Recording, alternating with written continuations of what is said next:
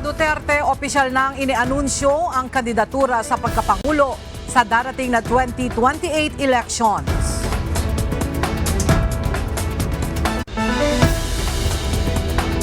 Content creator na si Jack Argota na naglabas umano ng pekeng medical certificate ni Pangulong Ferdinand Marcos Jr. humarap sa NBI.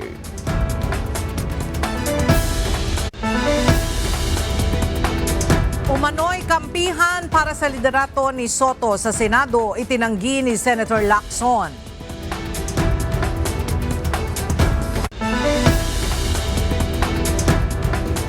Guidelines sa paggamit ng Temporary Certificate of Registration inilabas ng Land Transportation Office. Iba't ibang grupo naghahanda na para sa malawakang rally kasabay ng anibersaryo ng EDSA People Power.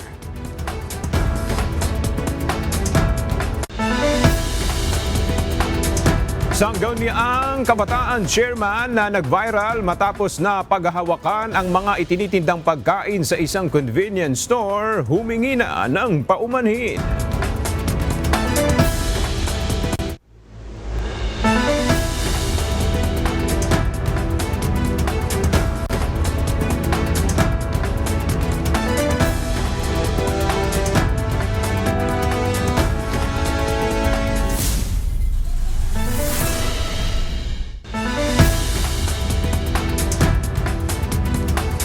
Magandang tanghali mga kasangbahay. Ngayon po ay araw na Miyerkules, February 18, 2026. Tayo po ay sabayang napapakinggan sa Radyo La Verdad 1350, ang UNTV Radio. At una sa mga balita ngayong tanghali.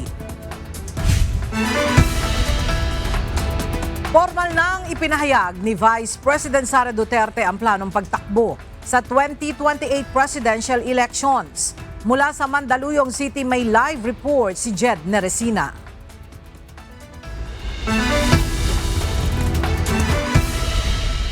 Jed, ano ang nag-udyok kay VP Sara para mabuo ang desisyong ito?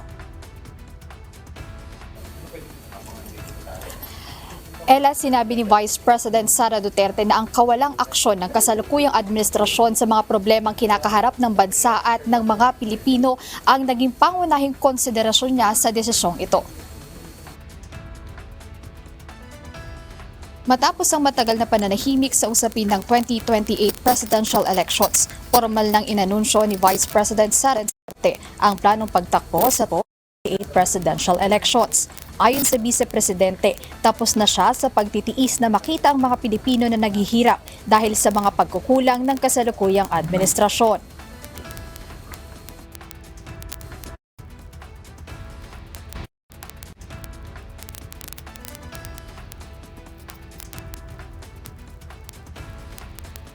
Hindi ako kailanman natakot sa pagsira nila sa pangalan ko. Ngunit, may takot ako para sa ating mga anak. May takot ako para sa susunod na henerasyon.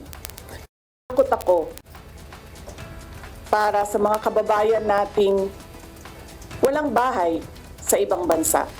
Walang pangalawang pasaporte, walang ibang matatakbuhan kundi ang Pilipinas.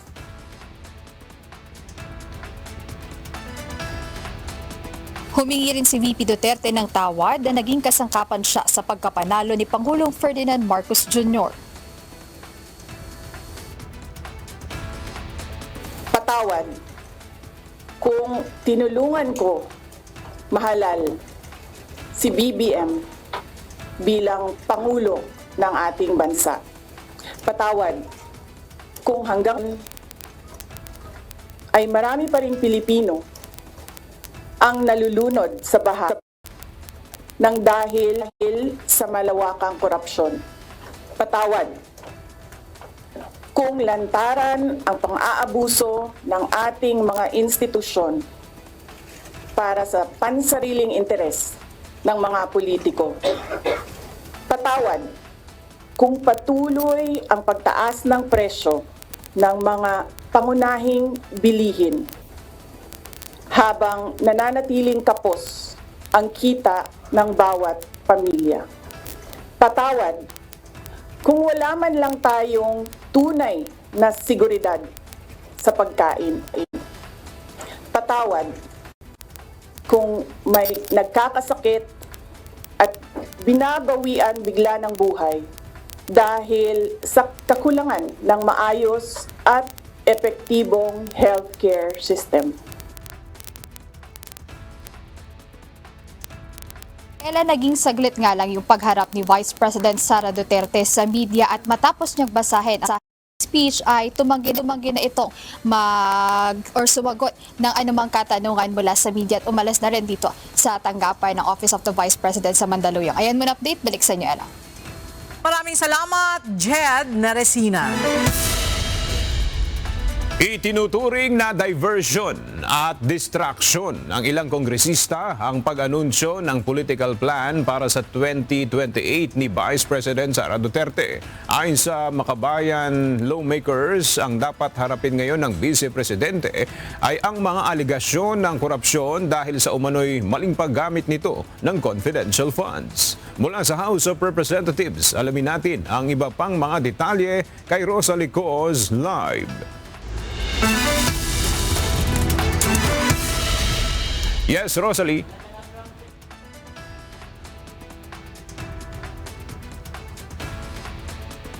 Hindi ito ang tamang panahon para i-anunsyo yung mga planong pampolitika sa 2028. Yan ang reaksyon ng dalawang Makabayan lawmakers na sina Gabriela Women's Party List Representative Sara Elago at Kabataan Party List Representative Rene Co. Matapos nga yang i-anunsyo ni Vice President Sara Duterte ngayong umaga yung kanyang planong pagtakbo bilang presidente sa 2028 national elections. Kaya para sa dalawang Makabayan lawmakers, may tuturing itong diversion at distraction. Para sa kanila, ang dapat harapin ni Vice President Sara Duterte ay yung mga matitinding aligasyon ng korupsyon laban sa Vice Presidente dahil sa umano'y maling paggamit ng confidential funds nito at iba pang aligasyon ng impeachable offense. Ang Makabayan lawmakers ang endorser ng unang impeachment complaint laban sa Vice Presidente. Kaya naniniwala rin yung dalawang kongresista na dapat maumpisahan na yung impeachment proceedings laban sa Vice President. Ngayon, isa sa mga abangan natin dito sa Kamara, mamaya sa plenary session ay kung maire-refer na nga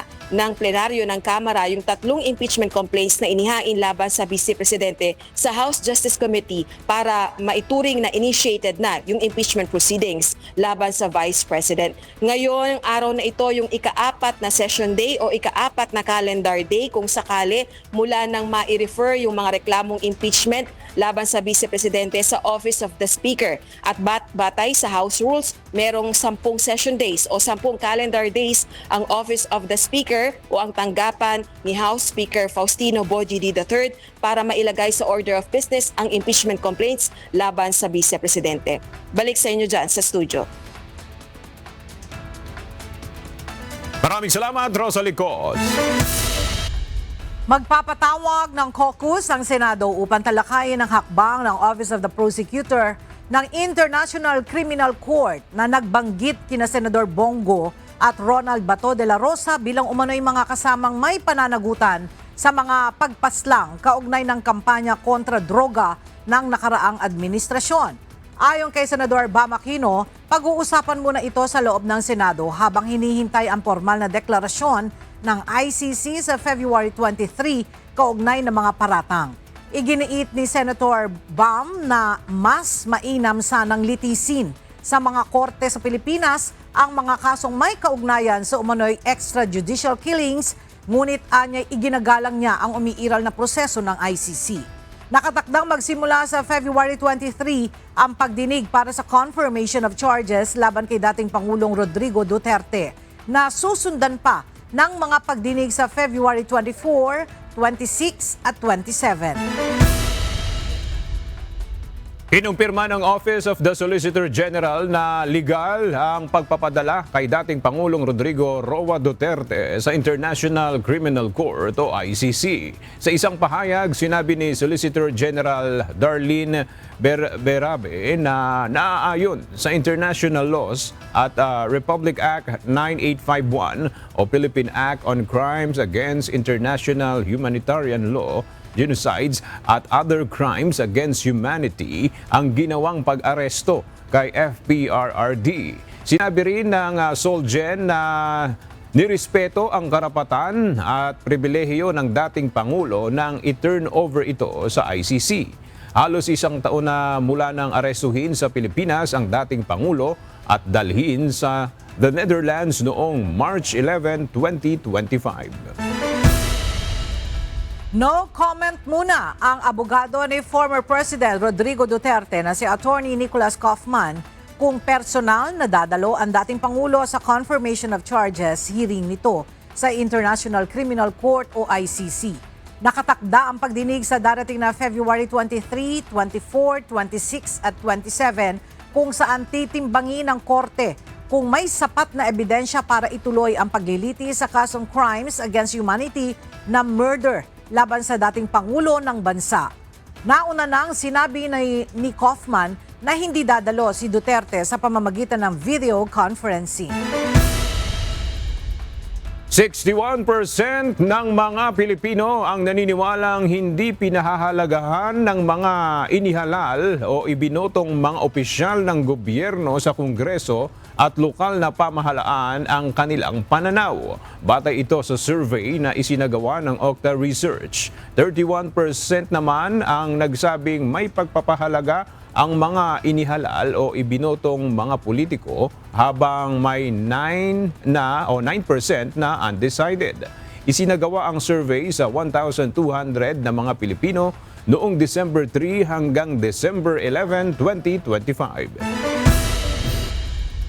Muling lalabas sa lansangan ang iba't ibang grupo upang ipanawagan na wakasan ang korupsyon at papanagutin ang mga tiwaling opisyal ng gobyerno. Isasabay ang protesta sa paggunita ng EDSA People Power sa February 25. Mula sa Quezon City, ang detalye sa report ni Evan Alvarez, live. Evan, bakit isasabay sa paggunita ng People Power ang isasagawang rally ng mga grupo? Ela, ayon sa mga grupong lalahok sa kilos protesta gaya ng People Power One Revolution na sumisimbolo sa pagtatapos ng mahigit 20 taong diktadurya ni Ferdinand Marcos Sr. noong 1986. Nais nilang wakasan na rin ang korupsyon at kahirapan na patuloy na umiiral sa panahon ngayon. Naghahanda na ang iba't ibang anti-corruption advocate groups upang magprotesta sa kahabaan ng EDSA Shrine, EDSA Ortigas at People Power Monument bilang komemorasyon sa People Power Revolution sa February 25. Sa ngayon, nasa 70 mga grupo sa buong bansa ang nagpakita ng kanilang kagustuhang makiisa sa gagawing protesta. Kasama sa mga nangungunang grupo ay ang Kilusang Bayan kontra Kurakot, Lawyers Against Corruption, Bagong Alyansa Makabayan, UP Diliman University Student Council, Seniors kontra Kurakot at iba pang progresibong grupo. Pinananawagan ng mga ito ang iba't ibang issue sa ekonomiya at politika, partikular na sa pagtuldok sa political dynasty at ipahayag ang pagkadismaya sa dismissal ng impeachment complaint laban kay Pangulong Ferdinand Marcos Jr. Dagdag pa ng mga ito, hindi pa rin naiimbestigahan at nahuhuli ang mga masterminds sa flood control scam at mayroon pa ring mala pork barrel allocables, insertions at unprogrammed funds sa 2026 national budget. Inaanyayahan ng mga ito na sa ika-40 taong anibersaryo ng People Power One, makiisa at lumabas muli ang taong bayan sa lansangan upang ipakita ang pagkadismaya sa administrasyon at ipanawagan ang tunay na pagbabago na nais mangyari sa bansa.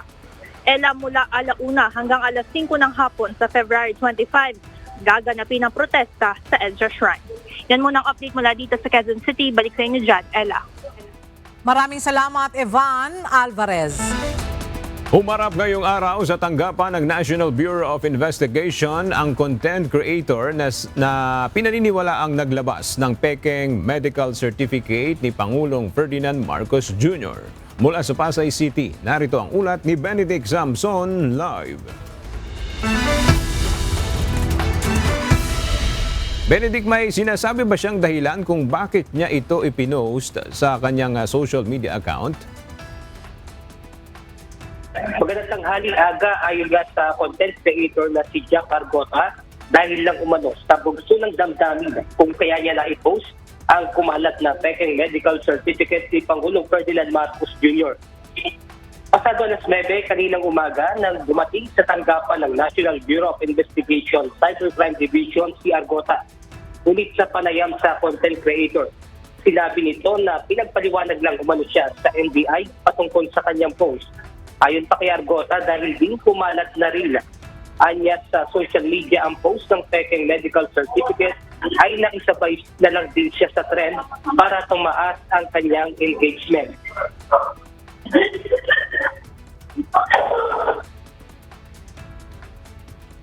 Kumalat lang yun, ilang araw ko na nakikita. So, marami nagko-comment na pinagkagupahan ko. Kamo sa akin, anong symbol ito? Ay ako, hindi ko magbasa, malabo. Pina-enhance ko. Luminaw, pagka-enhance naman, luminaw naman. Mali naman yung taon, kung ilang taon na si President Marcos. Kung kailan yung birthday niya, mali. Yung araw, mali rin. Kahit na sinaban namin sa korte, alala ko yun. Ano saan lang? Ngunit aminado rin siya na nagkamali siya sa nangyari. Dagdag pa ni Argota na nakuha niyang aral ay dapat sigurado ang isang bagay bago ito ilabas sa social media. Samantala, ayon naman kay National Bureau of Investigation Director Attorney Angelito Magno, nagpapasalamat sila sa pagrespeto ni Argota sa kanilang patawag. At dagdag pa ng NBI o muling paalala ng NBI sa publiko na mag-ingat sa mga pinopost o sineshare sa social media dahil baka kalaunan ay bawal pala ito sa ilalim ng cybercrime law. At yan muna ang ating update mula rito sa Pasay City. Balik sa inyo dyan, Aga. Maraming salamat, Benedict Samson. Naglabas ang Land Transportation Office o LTO ng gabay o guidelines sa paggamit ng Temporary Certificate of Registration o CR para sa mga motor vehicle, motorsiklo at trailer. Ayon sa LTO, pansamantalang hakbang ito dahil sa kakulangan ng security paper para sa opisyal ng CR bunsod ng delay sa delivery mula sa National Printing Office. Saklaw ng direktiba ang lahat ng tanggapan na nagpoproseso ng bagong rehistro ng sasakyan at iba pang transaksyon kung saan ang temporary CR ay magsisilbing provisional document habang hinihintay ang opisyal na kopya. Tiniyak ng LTO na agad na ipiprint at ipamamahagi ang opisyal na CR kapag dumating ang supply at aabisuhan ng mga rehistradong may-ari sa sandaling maging available ang kanilang dokumento. Humihiling ng panibagong pisong provisional fare increase ang ilang transport groups sa gitna ng fuel price hike. Ibinahagi naman ng Land Transportation Franchising and Regulatory Board ang posisyon nito sa mga petisyong inihain sa kanila para sa karagdagang pamasahe. Ang detalye sa report ni Asher Cadapan Jr. Hindi pa rin binabawi ng Land Transportation Franchising and Regulatory Board o LTFRB ang pisong provisional fare sa mga public utility jeepney o PUJ. Ito ang nilinaw ni LTFRB Chairman Vigor Mendoza sa gitna ng hinihinging tulong ng ilang transport groups. Bunsod dito ng sunod-sunod na pagtaas ng presyo ng mga produktong petrolyo. Yung 1 peso kasi sa provisional increase sa mga jeepneys, that translates to around 300 to 350 pesos per day, no? Based on the 300 to 350 passengers per day. So, kung umakyat ng 10 piso ang presyo ng ating diesel price, no? At 30 liters a day consumption, so ibig sabihin ang nawawala sa kanilang kita is around 300 pesos, which is readily offset by the 1 peso provisional increase. Sa kabila nito, plano pa rin itulak ng ilang grupo ang panibagong 1 peso provisional fare increase para sa mga PUJ. Pero kung kailangan patagdagan, kung the numbers will show that there's a need for additional increases, wala naman doon tayong problema doon, no? Ayaw naman natin malugi yung ating mga operator at driver. Bukod sa PUJs, sinabi ni Mendoza na may kaunting urgency na kinakailangan para naman sa iba pang modes of transportation. Paliwanag ng LTFRB chief, ito ay dahil walang provisional increase ang iba pang public utility vehicles. Ngunit bibigyan din anya nila ng pagkakataon na makapagpresenta ang mga ito ng kanilang mga petisyon para sa dagdag singil sa pamasahe. we will start already the hearing of the welfare increases. No? One more time, nakaset tayo sa Tuesday for the TNBS. For Thursday, nakaset naman yata yung mga buses. Ikaset rin natin yung mga jeepney, mga UV Express. May pending fare increase petition. No? Nangako naman ng LTFRB na agad na rin silang magdedesisyon sa mga fare increase petition dahil sa patuloy na pagtaas ng presyo ng krudo. Asher Kadapan Jr., UNTV News and Rescue. Diyos ang aming sandigan, serbisyo publiko ang aming pinahahalagahan. Naglabas ng public advisory ang Philippine Coast Guard laban sa mga nagpapanggap na mula sa Office of the Commandant o mga tauhan nito at umano'y kumikilo sa ilalim ng direktiba ng PCG. Ayon sa ahensya, may mga ulat na may mga hindi otorisadong individual na nagpapakilalang inendorso umano ng mga senior official ng Coast Guard at nanghihingi ng pabor o nakikialam sa mga opisyal na proseso. Nilinaw ng PCG na hindi ito nagbibigay ng pahintulot sa sinumang pribadong individual o third party na magsagawa ng transaksyon o makipagnegosasyon sa kanilang pangalan na labas sa kanilang established channel. Pinapayuhan ang publiko na maging mapagmatyag at agad i-report ang anumang kahinahinalang individual o grupo sa opisyal na social media platforms ng PCG o sa pinakamalapit na Coast Guard unit. Arestado ng Bureau of Immigration ang 4 na foreign national sa magkahiwalay na operasyon sa Nueva Ecija at Iloilo dahil sa paglabag ng mga ito. Kasama sa mga nahuli ng immigration ang isang South African, Pakistani at 2 Chinese national na naaresto noong February 12 at 13. Ilan sa mga ito ang nadiskubring iligal na nagtatrabaho sa bansa at walang kaukulang mga dokumento, habang ang iba naman ay overstaying na at mayroon ring iba pang mga nalabag. Sa ngayon ay nasa kustodiya na ng Bureau of Immigration ang 4 na dayuhan at nahaharap sa posibleng deportation. Tiniyak ng Philippine Coast Guard ang pagbibigay ng suporta sa isasagawang West Philippine Sea Mission ng civil society organizations. Ayon kay Philippine Coast Guard, spokesperson for West Philippine Sea, Commodore J. Tariela, malaking bagay ang mga ganitong misyon sa gitna ng patuloy nating paninindigan para sa karapatan ng Pilipinas sa ating mga teritoryo. Ang detalye sa ulat ni Rosalie Coz. Inanunsyo ng Atin Ito Coalition na magsasagawa itong muli ng civilian mission sa West Philippine Sea sa darating na summer. Ito na ang ika-4 na civilian-led mission sa West Philippine Sea. We plan this summer. Atin Ito and Akbayan Party, for our part, will conduct another mission to the West Philippine Sea to show to China and to the Chinadors that we will not give up the Kalayaan Island groups nor any inch of the West Philippine Sea. Nagbigay naman ng katiyakan ng Philippine Coast Guard na magkakaloob ng suporta para sa misyon, bagaman wala pang detalye sa isasagawang civilian-led mission. Ang commitment naman lagi ng Philippine Coast Guard is to provide Coast Guard vessel, no, to ensure the safety and security ng mga miyembro ng magjo-join dito sa Atin Ito convoy ulit this coming summer. Dagdag pa ng PCG official, malaki ang epekto ng mga ganitong misyon sa gitna ng paninindigan ng Pilipinas sa karapatan natin sa West Philippine Sea. Para sa akin, napakalaking bagay nito. And this is something that can also be adopted by other Southeast Asian countries. Like in Malaysia or Indonesia or Vietnam. If the civil society, yung civilian mismo, ang magagawa ng mga ganitong mission, definitely this is a headache for the Chinese Communist Party. December 2023 nang isagawa ang unang supply mission ng Atin Ito para sa mga sundalong nakahimpil sa BRP Sierra Madre. May isinagawa rin itong misyon sa Panatag Shoal noong May 2024, subalit hindi nakarating doon dahil sa pagharang ng Chinese Coast Guard vessels. May 2025 naman ang ikatlong civilian mission ng Atin Ito sa West Philippine Sea. Rosalie Coz, UNTV News and Rescue. Diyos ang aming sandigan, serbisyo publiko ang aming pinahahalagahan.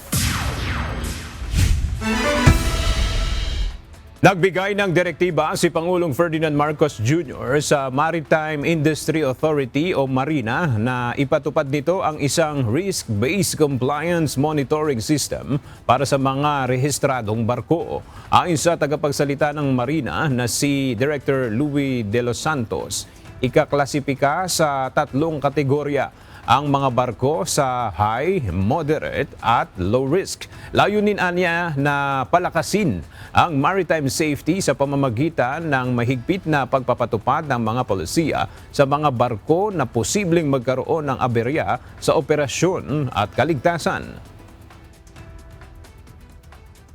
We will be coming up with a comprehensive policy na risk-based na po yung natin, yung compliance monitoring inspection regime po ng Marina. So ibig sabihin, 3 po yung magiging classification po ng ating mga barko. May mga high risk, moderate risk, saka mga low risk. Mas tututukan po natin yung mga barko, passenger ship or cargo ship for as long as mapapabilang po sila doon sa high risk na mga vessels. Sila po yung targeted for compliance monitoring. Upang buhayin ang lokal na industriya ng kape, nagtatag ang Department of Agriculture ng bagong tanggapan na tututok sa pamamahala nito. Ayon sa ahensya, habang patuloy tumataas ang demand sa bansa, hindi nakakasabay ang lokal na produksyon kaya umaasa sa mas maraming imported na kape. Narito ang report ni Mia Alonzo. Habang lumalakas ang konsumo ng kape sa buong mundo at sa mga lungsod sa Pilipinas, patuloy namang naiiwan ang lokal na produksyon sa bansa. Ayon kay Agriculture Secretary Francisco Tiu Laurel Jr., hindi na pwede na pinag-uusapan lang ang potensyal ng Pilipinong kape habang tumatanda ang mga magsasaka, patuloy ang pagbaba ng ani at dumarami ang imported na kape. Dagdag pa rito ang kulang na inputs at makinarya at ang hindi modernong mga pasilidad. Kaya naman aminado ang ahensya na hindi nabigyang prioridad ang sektor ng kape sa kabila ng mataas na demand. Kaugnay nito bilang bagong hakbang para buhayin ang humihinang industriya ng kape sa bansa, iniutos ng kalihim ng agrikultura ang pagbuo ng isang sentrong tanggapan, ang Coffee Industry Development Office o CIDO. Layunin ng CIDO na magkaroon ng mas malinaw at tutok na pamumuno, estratehiya, pondo at polisiya sa kape na dati hiwa-hiwalay sa iba't ibang unit ng ahensya. Target ng kagawaran na ibalik ang lakas ng Pilipinong kape at siguruhin na ang mga magsasaka talaga ang makinabang sa lumalagong merkado sa kanilang paligid. Sa ilalim ng Department Order 06, ilalagay ang CIDO sa ilalim ng Office of the Undersecretary for Special Concerns at Official Development Assistant na pinamumunuan ni Undersecretary Jerome Oliveros. Ginamit na batayan ng Executive Order No. 292 o Administrative Code 1987 na nagbibigay kapangyarihan sa DA na paunlarin ng lokal at export-oriented na agrikultura. Ayon sa ahensya, dahil napapanahon ng hakbang na ito at bunsod ng lumalakas na konsumo, kailangan na aniya ng konkretong estratehiya para maibalik ang competitiveness ng Pilipinong kape. Sa ngayon ng hamon ay ang mas maayos at mabilis na implementasyon sa lalong madaling panahon. Mia Alonzo, UNTV News and Rescue. Diyos ang aming sandigan, serbisyo publiko ang aming pinahahalagahan. Maaaring makipag-ugnayan ang pamahalaan ng Pilipinas sa International Police Commission o Interpol. Ito ang ipinahayag ng Department of Justice kaugnay ng posibleng warrant of arrest na ilalabas ng International Criminal Court o ICC laban sa ilang dati at kasalukuyang opisyal ng pamahalaan.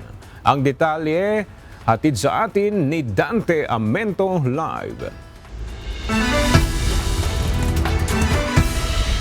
Dante, ano yung maaring maging partisipasyon ng pamahalaan ng Pilipinas sa usapin ng posibleng paglalabas ng warrant sa mga ito? Magandang tanghali, Aga.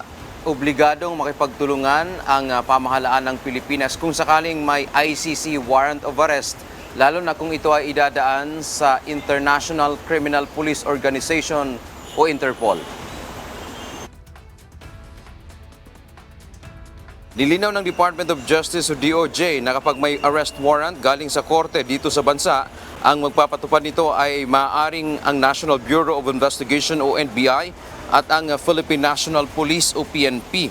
Pero pagdating sa warrants of arrest na ilalabas ng International Criminal Court o ICC laban sa pinangalanang co-perpetrators ni dating Pangulong Rodrigo Duterte, kabilang na sina Senators Bongo, Ronald Bato de la Rosa, dating PNP Chief Oscar Albayalde, Camilo Cascolan at iba pa, makikipag-ugnayan anya ang gobyerno ng Pilipinas sa pamamagitan ng Philippine Center on Transnational Crime o PCTC sa International Criminal Police Organization o Interpol para sa pagpapatupad ng warrant. Paliwanag ng DOJ, may obligasyon ang bansa na makikipagtulungan sa Interpol dahil miyembro nito ang Pilipinas. Sa ngayon, nilinaw ng DOJ na dahil may nakabinbin pang ang kaso sa Korte Suprema kaugnay ng pag-aresto kay dating Presidente Rodrigo Duterte, sabi ng DOJ, maigi aga na hintayin muna nila kung ano ang magiging desisyon ng Korte Suprema dito sa inihaing petisyon ng mga anak ni dating Pangulong Rodrigo Duterte dito sa Supreme Court para sila ay magkaroon ng isang malinaw na hakbang patungkol sa pagpapatupad ng arrest warrant mula sa ICC. Yan man ang ating update mula dito sa Manila. Balik sa iyo, Aga. Maraming salamat, Dante Amento. Itinanggi ni Senador Panfilo Lacson ang umunoy kampihan para sa liderato ni Senate President Tito Soto III sa Senado. Ito ay sa gitna ng issue ng dalawang senador na nasasakdal sa International Criminal Court o ICC. Mula sa Senado, narito ang report ni Asher Cadapan Jr. live. Asher, ano ang paliwanag ni Senador Lacson kaugnay ng umunoy kampihan sa Senado na pabor kay Senate President Soto? Konstitusyon, batay sa mga konsultasyon sa mga eksperto sa batas. Ito ang sagot ni Senate President Pro Tempore Panfilo Lacson sa anyay mga aligasyon ng pagkampi para sa liderato ng Senado. Bumwelta si Senador Ping Lacson sa gitna ng issue sa mga nauna niyang pahayag. Kaugnay ito sa pagkakasangkot ni Senators Christopher Bongo at Ronald Bato de la Rosa sa kaso sa International Criminal Court o ICC. Naunang inihayag ni Lacson na pinoprotektahan niya ang legal na proseso sa bansa kung saan dapat dumaan ang mga arrest warrant mula sa ibang bansa sa lokal na korte ng Pilipinas. Hindi anya ito pagtatanggol sa sinumang senador o kina Senador Bongo at De La Rosa. Binigyan diin ni Senador Ping na ang isang politiko na selfish o praktikal ay maaari pang matuwa sa pagkawala ni Go at De La Rosa sa Senado. Ito ay upang lalong patatagin ang liderato ni Senate President Vicente Soto III. Ngunit nilinaw ni Senador Lacson na hindi ito ang kanyang pinaglalaban kundi ang konstitusyon. Binasag din ni Lacson ang mga kritisismo ng ilang abogado tungkol sa kanyang paninindigan para sa konstitusyon. Aniya ang mga legal na opinyon niya sa mga media interview o committee hearings ay may legal na konsultasyon sa mga legal experts at maging ng mga retired Supreme Court justices sa mga punto ng diskusyon. Samantala, sa katatapos ng press briefing kasama siya Senador Risa Ontiveros, sinabi ng senadora na sa batas ay maaaring hulihin ang senador habang sesyon kapag higit sa 6 na taon ang ipapataw na parusa sa akusado. Nilinaw din ni Senador Risa Ontiveros na ang naging tradisyon lang ay ang hindi pag-aresto habang may sesyon at kung nagkakaroon ng kalituhan ay pag-uusapan ito anya sa caucus ng mga miyembro ng mataas na kapulungan ng Kongreso. Yan ang latest dito sa Senado. Balik sa iyo, Ella. Maraming salamat, Asher Cadapan Jr. Samantala, panoorin po natin ang isinasagawang press conference ngayon sa Malacanang na tumatalakay sa iba't ibang mga maiinit na issue sa ngayon. Subaybayan po natin ang press conference.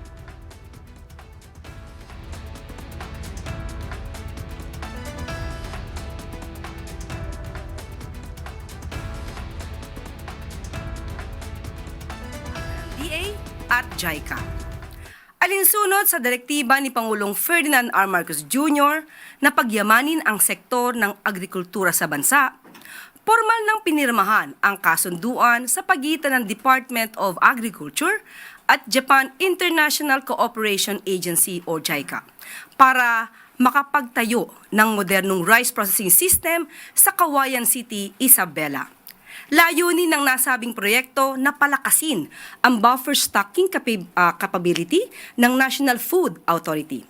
Ayon sa estima ng DA, sa Cauayan City pa lamang ay aabot na sa 5,000 magsasaka ang direktang makikinabang sa pasilidad sa oras na matapos ito. Makakatulong ang high-capacity mechanical grain dryers, multi-stage rice mill at mas malalaking grain silos sa mga magsasaka upang pagandahin ang kanilang post-harvest handling, drying at milling process.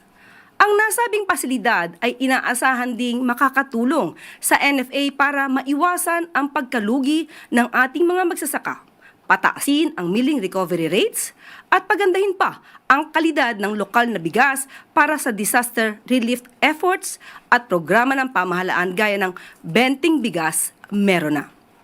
Mas matatag na supply ng pagkain para sa mga mamimili at mas magandang kita para sa mga magsasaka. Iilan lamang ito sa mga benepisyong maaasahan ng mga Pilipino sa nasabing proyektong pang-agrikultura sa pagitan ng Pilipinas at Japan.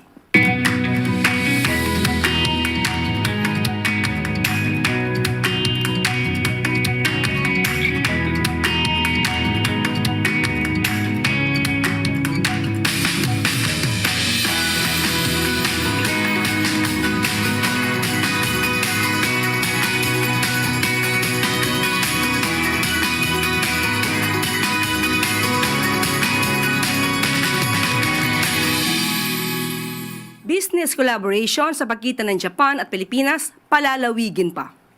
Nakatakdang tanggapin ni Pangulong Ferdinand R. Marcos Jr. sa isang courtesy call sa Malacanang mamayang hapon ang mga delegado ng Economic Cooperation Committees of Japan and the Philippines bilang bahagi ng 42nd Annual Joint Meeting sa pagitan ng Pilipinas at Japan.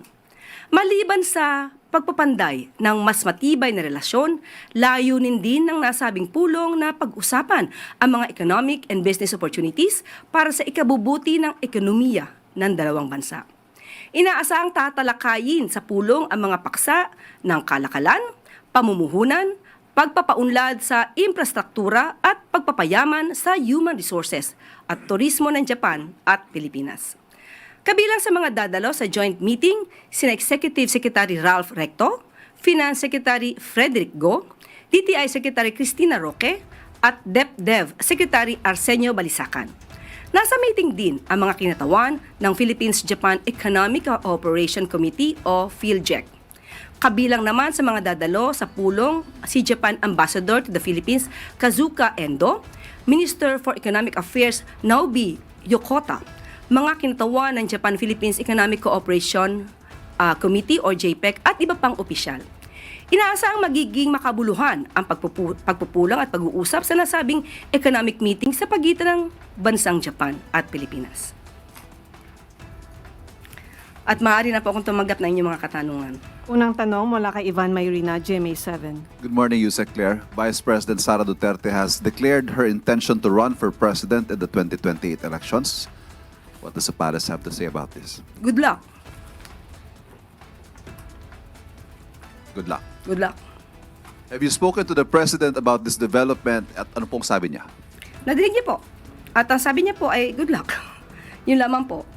At nadinig niya po ang mga sinabi na pinagsisisihan at humihingi ng patawaran itong sa Vice Presidente. At yun nga po, may mga bahagi nga yung kanyang pahayag that the palace might want to respond to. Unang-una, if I may quote, sa unang mga buwan ng aming mga termino, nakita ko na ang kawalan ng katapatan ni Bongbong Marcos Jr. sa mga pangako binitiwan ng kampanya. At kasunod po nito, humingi siya ng patawad kung tinulungan daw niyang mahalal si BBM bilang Pangulo. Okay, isa-isahin natin. Mas maganda po yan. Humingi siya ng kapatawaran dahil tinulungan niya sa pangangampanya. Tandaan po natin, ang taong bayan ang naghalal kay Pangulong Marcos Jr. kung ano man po ang natulong niya. Pareho naman po sila nagtulungan dahil ito ay unity team. Kaya wag niya pong suluhin ang credit kung nanalo man ang Pangulo. At nakikita ngayon ng Pangulo at rather ng mga kababayan natin kung sino ba nagtatrabaho. Isang working president compared sa Vice Presidente. Isa pa ho, again, if I may quote, di ko kinaya maging bahagi ng 2025 budget na tadtad ng katiwalian, pinili kong umalis sa gabinete kahit alam ko na since 2023 ang magiging kapalit ang aking impeachment. Pinag-uusapan po ba ang korupsyon, ang katiwalian? Siguro po dapat mauna muna na ihingi niya ng tawad kung ano man ang mga issue ng korupsyon at katiwalian at di umanong paglulustay ng confidential funds ng kanyang dalawang opisina at the time, OVP at ng DepEd. Kung meron pang napipintong impeachment, ito po ay dahil sa kanyang kagagawan mismo. Kung wala naman siyang ginawa na mga maanumalya at labag sa konstitusyon, hindi naman po siguro siya masasampahan ng mga impeachment complaints. Sunod na tanong mula kay Ivy Reyes, Bilyonaryo. Follow-up lang po, Yusek. Makabayan Block said that the premature presidential bid of the Vice President is a move to shield herself from the impeachment. Does the palace share this sentiment or what can you say about that? Maaari, kanilang opinion, pero dapat tandaan po natin, balikan po natin. Dahil sasabi niya para ma-shield siya sa mga impeachment complaints. Hindi po basta-basta ito dapat mahadlangan ng anumang pagreklamo laban sa kanya. Sinabi niya kanina na hiningi niya ng tawad dahil nalulunod tayo sa baha. Pero tandaan po natin, ilan po bang flood control projects merong itinatag? Di umano ang kanyang ama. 13,917 na flood control projects na mukhang hindi naramdaman. Dahil kung meron 13,917 flood control projects, dapat naramdaman natin at medyo humupa ang pagbaha sa Pilipinas. Huwag niya rin pong kalimutan. Ito, akin pong kinuha ng mga report. 2016, meron pong local lane na bagyo na Nina na nagdulot din ng pagbaha. 2017, Orduha. 2018, Ompong. Nagkaroon ng massive landslide sa Benguet. 2019, Tisoy. 2020, Ambo. Lahat po ito ay may pagbaha. Taong 2020, Rolly. Ito po ang strongest landfalling typhoon ng 2020. Nandyan din po ang Ulysses, Odette at Agaton. So, hindi po pwedeng magmalinis na wala nangyaring pagbabaha sa panahon ng kanyang ama. At nandito pa rin po ang ibang report at aking ipapakita. 2021, nagkaroon po ng malawakang pagbaha sa Davao City kahit walang bagyo. Ito po ang isa. At ang sumusunod, ito lamang po ang aking naiprint at marami pa po if you will research. Duterte's sluggish typhoon Reich recovery spending. Ayan po ang nangyari. Taong 2021. Hindi niya po makakaila ang mga pangyayaring ito. Kaya wag niyang ipahid lamang sa Pangulo ang sasabing pagbabaha. Dahil kung meron pong naganap ang mga build, at kung talagang walang ghost projects ang dating nakaraang administrasyon, hindi natin mararanasan ang ganitong klaseng pagbabaha. 2018, faced with disaster, Duterte falls from view. Ito po, at the time ay wala at hindi makita ang dating Pangulong Duterte. So, ang mga issue pong ito, marami pa po siyang dapat na ihingi ng tawad. Akin pong i-enumerate. At mukhang nakalimutan niya itong ihingi ng tawad. Una po, mas dapat niyang inunang humingi ng tawad sa taong bayan, lalong-lalo na sa mga biktima ng EJK. Dapat niya rin pong ihingi ng tawad at nakalimutan niya nang siya ay magsabing mayroon siyang kilalang assassin at handa siyang magpapatay. At ang assassin na to ay nag-agree or sumang-ayon sa kanyang plano. Dapat ihingi niya rin ng tawad ang mga fake news na ibinandera niya sa taong bayan. Ipaghingi rin niya po ng tawad ang mga pagbabakasyon, personal trip, at itong taon na 2025 ay gumastos ng 7 million, if I'm not mistaken, 2025, gumastos ng 7 million for the staff and the security for her personal trips.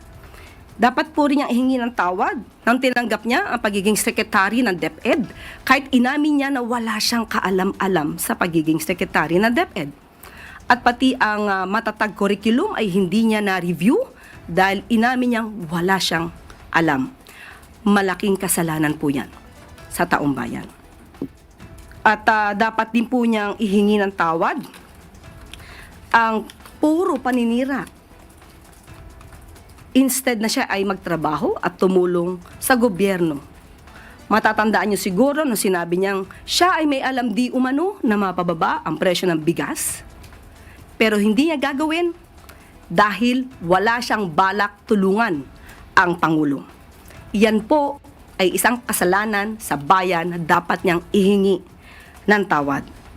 Ihingi niya na rin po ng tawad yung mga fake na student vouchers na ngayon ay sabi ng DepEd ay umaabot na sa halagang 200 million pesos. Ihingi niya na rin po ng tawad ang mga panis at nabubulok na pagkain na i-deliver sa mga mag-aaral natin. Pati po yung mga missing school materials na hindi na-deliver sa mga estudyante. Ilan lamang po yan sa dapat niyang ihingi ng tawad sa bayan.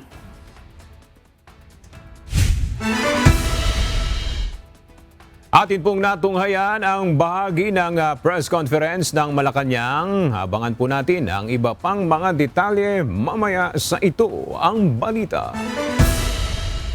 Humingi na ng paumanhin ang Sangguniang Kabataan Chairman na nag-viral matapos na paghahawakan ang mga pagkain sa isang convenience store. Umani ng mga batiko sa social media ang isang video kung saan makikita ang SK Chairman na si Mark Adrian Apiza mula sa Santa Cruz, Laguna na hinawakan ng mga siopaw at hotdog na nasa loob ng steamer. Para sa marami, kabastusan at peligroso ang ginawa ng SK Chairman dahil posible itong maging banta sa kalusugan. Sa kanyang opisyal na pahayag, humingi na ng tawad si Mark Adrian Apiza at inaming hindi tama ang kanyang inasal. Ipiniliwanag din ito na ginawa lamang niya ang bagay na iyon bilang video content at sinabing wala siyang anumang masamang intensyon.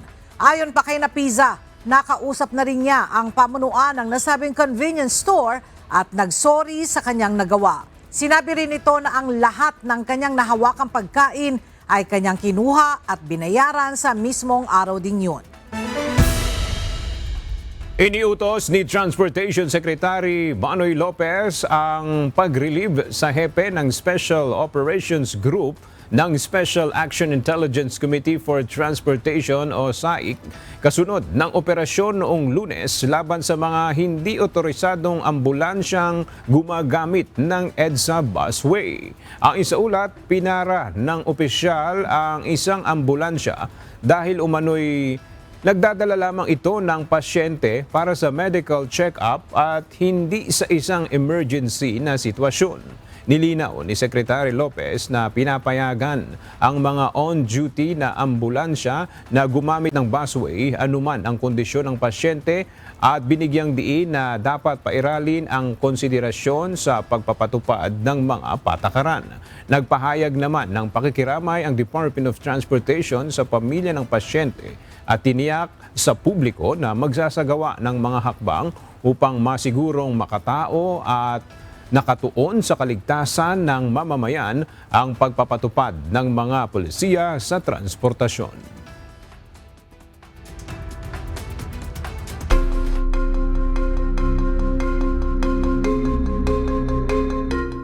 Inihayag ni Iranian Foreign Minister Abbas Araghchi na may nagiging pagkakaunawaan na ang Iran at Estados Unidos na guiding principle sa kanilang nuclear talks sa Geneva, bagamat marami pang detalye ang kailanganing plantsahin.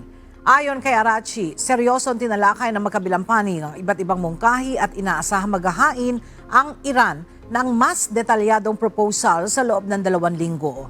Pinangasiwaan ng Oman ang indirect talks sa pagitan ng US Special Envoy na si Steve Witkoff at mga kinatuwa ng Iran. Nauna naman sinabi ni US President Donald Trump na umaasa siyang makikipagkasundo na ang Tehran upang maiwasan ang mas malaking gulo sa rehiyon. Kinumpirma ng mga otoridad sa Pima County, Arizona na walang tumugmang DNA sa guwantes na natagpuan malapit sa bahay ng dinukot na 84 anyos na si Nancy Guthrie, ina ng news anchor na si Savannah Guthrie. Kahawig ang nasabing gloves sa suot ng isang lalaking nakamask na nakita sa doorbell camera footage noong gabi ng kanyang pagkawala. Patuloy ang investigasyon ng FBI at Sheriff's Department kabilang ang pagsusuri sa iba pang DNA na nakuha sa bahay, pakikipag-ugnayan sa Walmart hinggil sa backpack ng suspect at paggamit ng investigative genetic genealogy databases abang wala pang naaarestong individual mahigit 2 linggo matapos ang insidente. Nanawagan ang pamilya ni Guthrie para sa kanyang ligtas na pagbabalik at handang magbigay ng pabuya para sa anumang impormasyong makatutulong sa kaso. Nakatakdang ilabas ng South Korean Court bukas ng hapon, February 19, ang hatol sa kasong insurrection laban kay dating Pangulong Yoon Suk-yeol kaugnay ng kanyang deklarasyon ng martial law noong December 3, 2024 kung saan hinihiling ng mga prosecutor ang parusang kamatayan. 6 na oras lamang tumagal ang emergency martial law ni Yoon bago ito ibasura ng National Assembly at kalaunan ay sinampahan siya ng kaso noong January 2025 at tuluyang napatalsik sa pwesto noong Abril.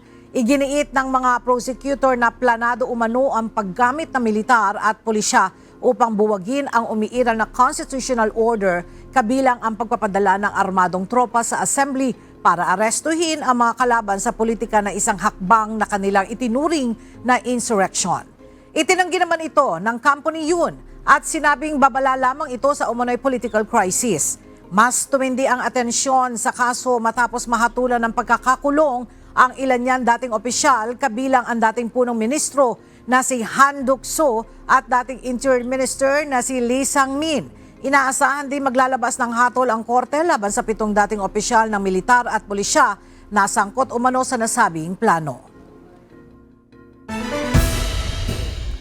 Panalo ang Pinay tennis star na si Alex Ayala laban sa world number 8 na si Jasmine Paolini at aabante na sa 2026 Dubai Tennis Championships. Sa harap ng masiglang suportang Filipino crowd sa center court, ipinakita ni Ayala ang tibay ng loob sa second set tiebreak kung saan nabawi niya ang momentum matapos mahabol ni Paolini ang kanyang 5-3 na abante at maagaw ang 6-5 na kalamangan. Ayon kay Ayala, mataas ang tensyon lalo na sa ikalawang set, ngunit itinuring niyang malaking tagumpay ang makipagsabayan at talunin ang isang top 10 player at dating kampiyon ng torneo. Kasunod ng panalo, nagbahagi si Ayala ng mga larawan sa social media na nagpapakita ng sayang idinulot ng kanyang tagumpay sa kompetisyon. Sunod na haharapin ng Pinay tennis player ang Romanian na si Sorana Cirstea.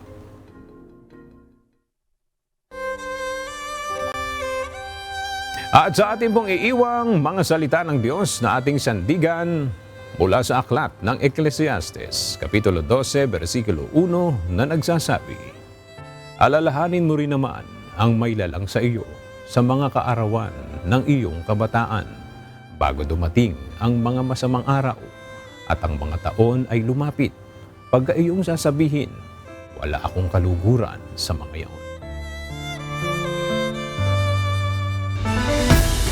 At yan ang mga balitang aming tinutukan at inaksyonan dahil sa aming pagbabalita, una ang pagkalinga sa kapwa. UNTV C News, may balita sa anumang panig ng daigdig. At dito sa UNTV, Diyos ang aming sandigan, serbisyo publiko ang aming pinahahalagahan. Magandang tanghali.